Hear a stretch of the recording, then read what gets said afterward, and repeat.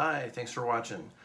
This is a product review of the Caraya SDG-837CEQ/N. There's the headstock if you want to see the brand name on it, Caraya. They are a company that are out of Australia. And about a few months ago I picked up a 6-string banjo from them. That was something I was just wanting, just kind of as a little change of color for some recording and accompanying a friend's music. And the excuse me, the instrument was super cheap, and when I got it, just the quality was just out of sight. I was just really amazed at it, and I've really enjoyed playing it.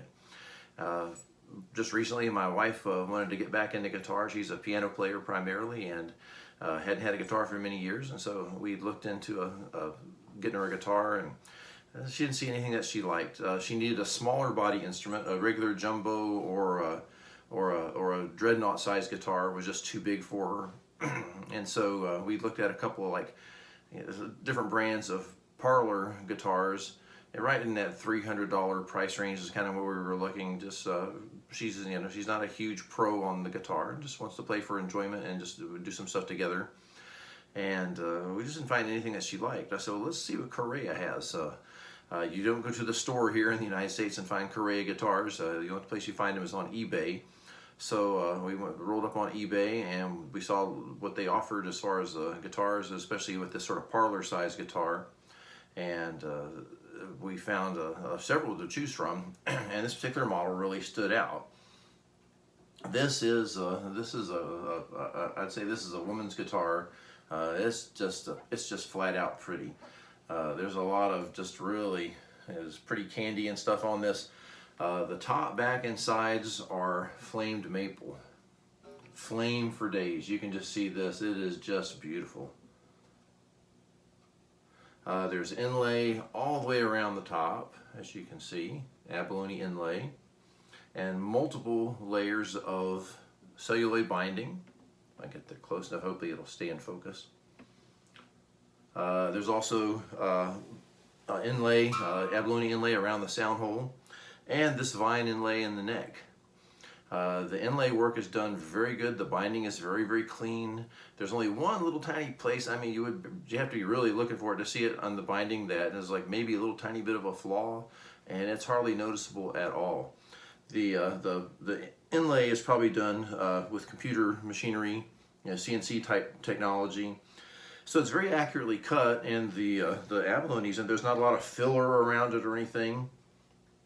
The fingerboard is probably Palfero. It's not. I don't think it's rosewood. Rosewood is really hard to bring into the United States anymore. There's import bans and stuff on it, and so this is probably Palfero.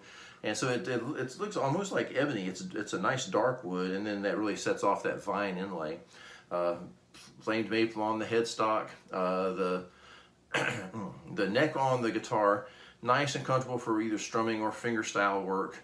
There's enough spacing. One of the things about this neck that is really cool, which really surprised me, because you really couldn't see it, in the pictures when you order the guitar off of eBay. This has these really small vintage kind of frets, like you'd find on an old Martin. Like most guitars nowadays acoustics have medium fret wire. Sometimes they have jumbo fret wire, like to appeal to electric players. But this has got this little tiny, it's not quite as small as like a mandolin fret, but it's just like the next size up. So it has a very vintagey kind of cool feel to it. They're very thin, and they're nicely done.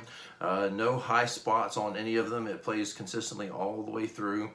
I checked the truss rod right out of the box, and the neck was true, and didn't require any adjusting there. Most manufacturers do put the bridge, set the bridge up too high just to give you room to adjust it for your own personal playing style. So I detuned and popped the bridge out, shaved it down a little bit with a file, and then put it back. So it's more comfortable now to play. But it wasn't uncomfortable to play out of the box. It's just there's some room for improvement on it. The nut and the bridge are made out of a composite material that looks a whole lot like bone. It reminds me of those tusk thing. I don't know if these have the tusk thing, but it looks just exactly like the same material. Feels the same in your hands. It files down the same way. Feels very much like bone. It's just a synthetic material. Tuners on it are gold plated. Don't mind this little thing on the back here. That's a little piece of rawhide. That's what I used to kind of hang them up on the wall. But the tuners are gold plated, and then the tuner knobs are a composite material that looks like almost like a black pearl. It's kind of neat. I mean, for the just to go with this whole style of the guitar, it's a little detail. The tuners on this thing, now I've played guitar for over 40 years. I've owned a lot of different guitars, cheap ones, really expensive ones, Paul Reed Smiths, Gibsons, Martins. The tuners on this guitar are the truest tuners that I've ever seen. There is zero play in the tuners. They are just, you just dial that right in, they just track perfectly. I mean, they're inexpensive. They're probably some no-name Chinese brand knockoff of like a Shaler tuner, but these are like dead on. I mean, it's just, there's no play in them whatsoever. It feels really great, and that was a surprise to me. Likewise, there's a tuner built in, and a little equalizer thing, so it's got a pickup so you can plug it into an amp. There's what the tuner looks like, but the tuner is dead on too. A lot of electronic tuners kind of, I think my dog's growling at somebody out the window here. Kizzy. If you hear her start barking, don't mind, she's got bad manners. Anyway, the tuner I was talking about, a lot of electronic tuners, they kind of wobble, you know, they kind of oscillate a little bit as they're trying to zero on a note. This thing is like, as you're tuning, when it hits that note, bing, it's just right there and doesn't oscillate or fluctuate at all. It's right on. So I'm like, well, that's pretty impressive for an inexpensive guitar to have a tuner that works that well. Let's see here. What's my next thing on my list here? Frets, tuners, nut and bridge. Let's talk about tone. Okay, let me strum a little bit with you.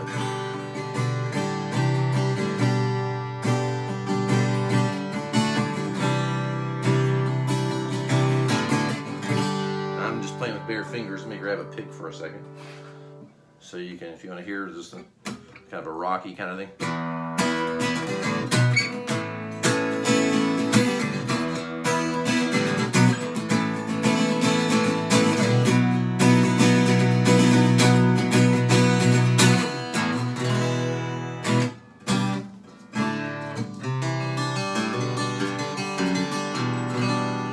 Really bright. But there's enough low end to make it really satisfying. It's not tinny sounding really. And how it's going to come out on my iPhone here, I don't know. Let's see here.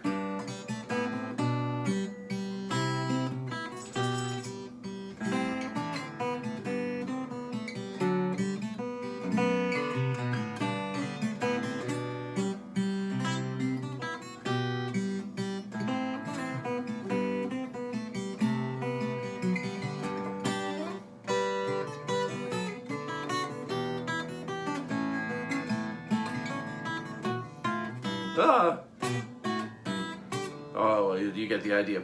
Been a long time since I played that, but you can see it finger picks nicely.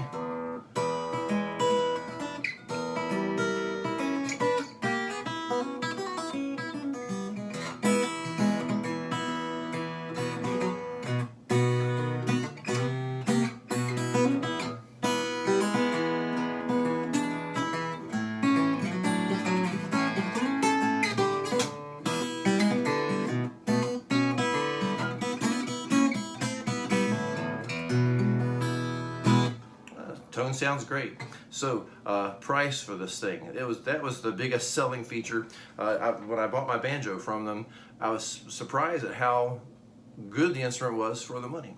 Part of that is a favorable exchange rate between the US dollar and the Australian dollar. On eBay, the price on this was $327 Australian and $44 shipping.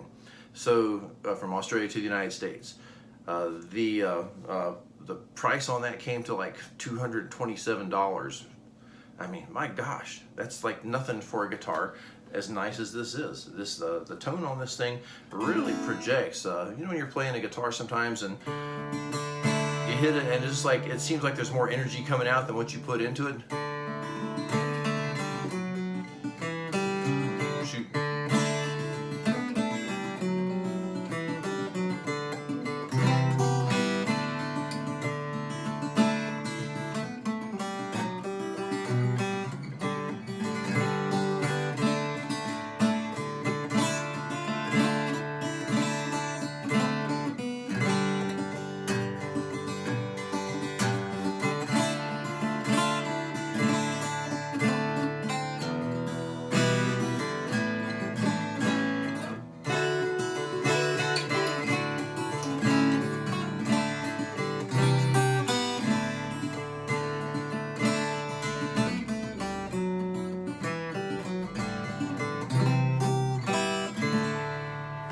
pretty sloppy, but get the idea. Sounds great, but it really rings. Has a great tone. So anyway, great price, great value, nice instrument for the price. Exceptionally beautiful instrument. If there's a woman guitar player in your life and you want to get her something really pretty that'll make her ooh and ah, pick up one where you'll be the hero for it. Caraya SDG-837CEQ/N. Check it out. Thanks for watching. Bye.